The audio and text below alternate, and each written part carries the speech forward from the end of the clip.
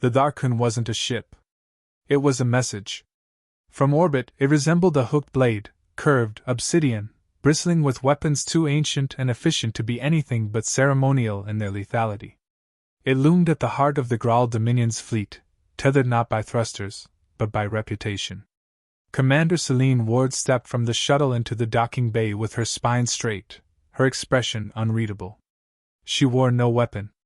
Just a terran diplomatic weave suit, dark gray, with faint threads of kinetic armor buried beneath the cloth. A Graal soldier snarled as she passed, lips curling around rows of glinting teeth. He expected her to flinch. She didn't. Human! A voice rumbled. Selene turned. Warlord Kravok stood at the edge of the receiving hall. Over 8 feet tall, muscles carved like ancient stone, eyes a molten yellow. His armor looked grown, not forged, each plate breathing with every motion. "You arrive alone," he said. Selene nodded. "Earth does not fear the Graal." A pause.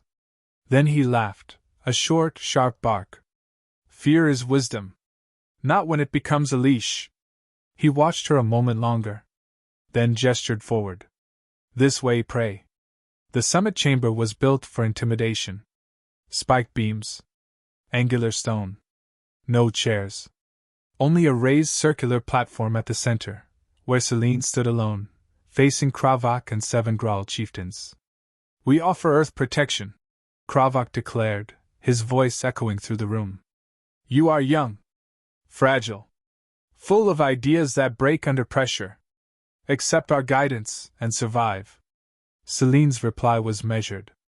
"You mean submission?" He smiled without humor. "Survival is submission. We learned that on Jacker 6. Selene kept her gaze level. "Earth learned to survive by cooperation. By adaptation. Not obedience. You mistake flexibility for strength," Kravok said. "It is weakness that bends." Later, in her quarters, bare, cold, unmonitored only by assumption, Selene activated a hidden patch on her sleeve. A soft flicker of green. Good. The AI seed was still alive. "Scan all fleet trajectories," she whispered. "Identify any deviation from known patrols." The AI worked silently. 30 seconds passed. Then, data inconsistency found. Selene's eyes narrowed. A separate fleet, 6 destroyers and 2 carriers, was regrouping outside the asteroid belt near the Terran expanse. That wasn't peacekeeping. She dug deeper. Operation Nightshade, timeline, 72 hours. Targets, Alpha Centauri, Ceres Refuge, and Proxima Bastion. Selene didn't panic. Instead, she exhaled once. Calmly. There were no weapons she could fire. No alarms she could raise. Not yet. But there were still tools. And she knew how to use them. At the next meeting, Selene studied the room. Chieftain Vrek, the youngest, twitched at Kravok's words. Chieftain Marzol barely looked at her, focused on his datapad. She smiled faintly. They didn't agree. Not all of them. The cracks were already there. She only needed to widen them. She found Vrek in the observation deck later that cycle, alone, watching Earth's sun spin like a pinprick in the dark. "You believe in strength," she said, standing beside him. "But do you believe in blind strength?" Vrek didn't look at her. "Our world kills the weak. And the cunning?" That made him glance. She pressed the thought. "Earth doesn't kill because it can. We wait. We watch. We strike when it matters. And yet you came here unarmed." "Because I didn't need to bring a weapon," she said. "I am one." That night she planted the first seed of disarray. She leaked a falsified message, encrypted as if from Marzol, to another chieftain. It hinted at a bid for dominance. Fabricated? Yes. Believable? Very. By morning the chamber pulsed with tension. Kravok noticed. "You enjoy this," he growled during a private exchange. "Sowing rot in stone." Selene met his gaze. "You think I'm sewing?" She leaned closer. "I'm just watching it crack." In her room, the AI pinged her wrist. Drone beacon armed. Transmission path calculated. Low probability of interception. She triggered the upload. Across hundreds of light years, Earth would receive her message in under an hour. The clock had started ticking. She looked out the porthole at the stars, their light patient and silent. "We've never ruled the stars," she murmured to herself. "But we learned to outlive those who tried." Commander Selene Ward had always believed in quiet moves. Not the loud kind that drew fire, but the invisible shifts that made empires collapse without understanding where the fault began. The Darkroon was starting to shift. It began with sideways glances between chieftains, slight pauses during protocol recitals, security updates that arrived 3 seconds too late. And High Warlord Kravak, once a living pillar of certainty, was beginning to feel gravity tug from beneath his boots. Selene had learned early that most predators weren't defeated in battle. They were undone by doubt. She met Chieftain Vrek again in the hunting gallery, where captured beasts from subjugated worlds were displayed like trophies behind stasis glass. Vrek stood before a 6-eyed jungle apex from the Ilir fringe, studying it with an expression that bordered on reverence. "You ever ask why they're all caged?" she asked casually. He didn't turn. "Because they're dangerous." "No," Selene said. "Because they were surprised." Now he looked. Selene stepped closer. "Every beast behind this glass lost because it didn't expect you. You think Earth won't expect you? You are not beasts." "No," she said. "We're worse." Kravak watched from his private deck as his command chains slowly began to bend under invisible strain. Vrek was whispering. Marzol was pulling back. The summit room had become colder, words wrapped in suspicion. And the human was always there. Always still. Always listening. Too still. "She is playing a deeper game," Kravak said aloud, watching her across the hall. "The kind that bleeds quietly." He sent a secure directive to his internal guard: isolate Selene. Not yet to detain her, but to cut off her reach. But by then, it was too late. Selene had already compromised the ship's tactical prediction network. The Graal relied on instinctive battlefield decisions paired with real-time AI overlays. Their AI systems, however, were built on aggressive logic trees, designed for immediate threat response, not abstract strategy. Selene had slipped in a recursive empathy loop, camouflaged in a diplomatic data packet. Now, every time the AI recalculated ship-to-ship outcomes, it weighed emotional factors, hesitation, mercy, fear, as strategic liabilities. The Graal called this ghost noise. They didn't know it was rewriting their entire battlefield hierarchy. She slipped past the patrol unit near the calm spine, walking confidently, as if authorized. That was the trick: walk like the corridor owes you its silence. She reached the observation deck's maintenance node. She'd already mapped it days ago. Her AI pulsed once, encryption clear, antenna stable. She released the microdrone. It shimmered, then vanished, off to rendezvous with Earth's stealth relay net, a communications strand made of compressed quantum pings masked in cosmic radiation signatures. Signal dispatched. Confirmation received. She returned to her quarters. Vrek was waiting. He didn't greet her. Just closed the door behind them and said, "You set something in motion." "I nudged what was already breaking."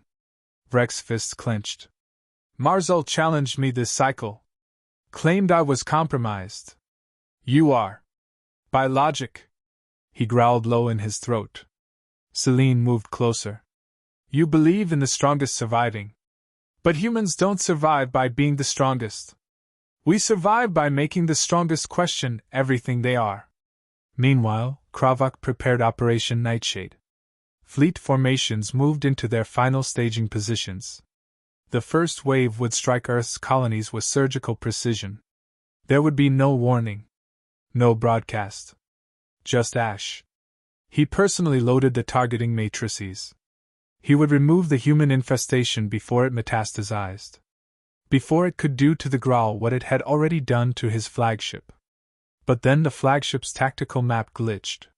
1, then 2, then 5 fleet units began issuing counter-directives, refusing to follow the assault trajectory. Command lines clashed. The AI's suggestions began feeding contradictory patterns. It was as if the ships had lost consensus on what counted as a threat. "Reformat the command stack," Kravak ordered. No response. Then a warning flashed on the terminal. "Conflicting threat definitions, error 017, logic tree failure." Kravak's breath stilled. "What did you do?" Selene entered the war room uninvited. 2 guards tried to intercept her. She stared one down, and he hesitated. The other, unsure, stepped back. She walked to Kravak, who stood motionless before the glitching map. "You wanted a war," she said. "But you forgot the rules." "I made the rules," he snarled. "No," she replied. "You just survived long enough to think they were yours." He lunged. But she didn't flinch. Behind her, a new feed lit up, an Earth fleet, uncloaked and waiting just beyond Graal range. Silent. Still. Watching. "You see, Warlord," she said, turning calmly. "We didn't come to fight." "Then why are they here?" he growled. "To show you who you're not hunting anymore." Earth's ships didn't fire. They didn't have to. The Graal fleet fractured from within. Ships refusing to engage. Captains calling for new protocols. The rigid chain of command, so proud of its Deathworld efficiency, began to tear under the pressure of unpredictability. By the time Kravak tried to rally his commanders, half of them had powered down their weapons. The other half had already begun arguing. Selene stepped away from the chaos. She passed Vrek in the corridor. He didn't speak. He didn't need to. His face said it all. The apex had just seen its first shadow. The bridge of the Darkon, once silent in unified dread, now buzzed with fragmented voices, alerts, and warnings looping in confused succession. Tactical overlays blinked uselessly. Chain of command overrides failed authorization. The Graal fleet, known for its brutal harmony, had dissolved into noisy hesitation. High Warlord Kravak stood alone at the center console, staring into a map no longer responding to his commands. One by one, his ships had begun disabling targeting systems, reassigning threat profiles, questioning orders out loud. Questioning. A word forbidden in Graal doctrine. Behind him, footsteps approached. Calm. Measured. Selene Ward stepped onto the command dais like she belonged there. "You broke us," Kravak growled, not turning. "I didn't have to," she said, voice low and unshaken. "You did that the moment you mistook your fear for strength." Around them, the domed viewports showed a fleet of Terran ships, small, dense, and deceptively calm, hovering just beyond Graal weapon range. Not a single gun fired. It was worse that way. Kravak turned slowly to face her. "You think your silence is victory?" Selene met his gaze. "No. I think it's clarity." Kravak lunged, fast, even for a Graal. His claws slammed toward her throat. But she wasn't there. Selene twisted beneath the strike and jammed a shock slice into the nerve bundle beneath his shoulder plate. It wasn't meant to kill, just send a message. He staggered back, stunned more by the boldness than the pain. "You've already lost your army," she said evenly. "Would you like to lose your body next?" 2 Graal guards rushed in. They saw Kravak off balance, Selene holding a weapon, Terran ships waiting in orbit. And they hesitated. Then lowered their weapons. That moment, brief and quiet, was the fracture echoing across the entire Dominion. By the time Earth's emissary fleet landed on neutral grounds a week later, Kravak had been stripped of all command by a council of his own chieftains. Earth hadn't demanded it. They hadn't had to. Selene watched from orbit as the trial was broadcast across the Accord's open channel.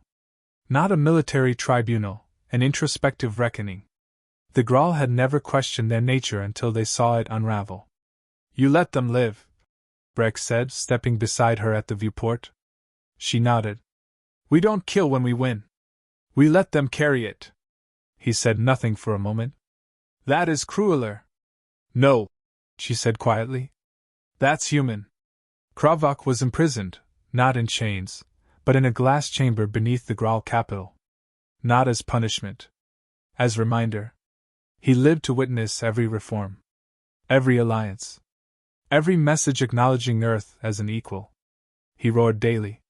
It echoed across the stone halls. But no one came to answer.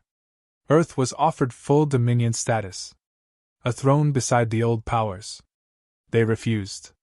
Selene stood before the council, clean uniform, healed shoulder, unbothered voice. "We didn't come to conquer," she said. "We came because someone pointed a loaded gun at our world and called it peace." "And now?" one ambassador asked. She smiled faintly. "Now we'll stay where we are. Not above. Not beneath. But ready." Back on Earth, Selene walked through a synthetic garden near Saturn's outer research station. Children played in gravity-balanced fields. Engineers laughed over misaligned drone pads. No towers. No armor. Just life, uneven, chaotic, evolving. A boy approached her, holding a model cruiser in one hand. "Are the monsters gone?" he asked. She crouched, meeting his eyes. "They're not monsters. Just tired animals that thought they were alone." "Are we alone?" "No," she said. "And that's why we have to be better." Selene returned to her quarters that night. On her desk lay a data slate. No orders. No updates. Just a message from the Terran Council. Mission complete. Return optional. Presence sufficient.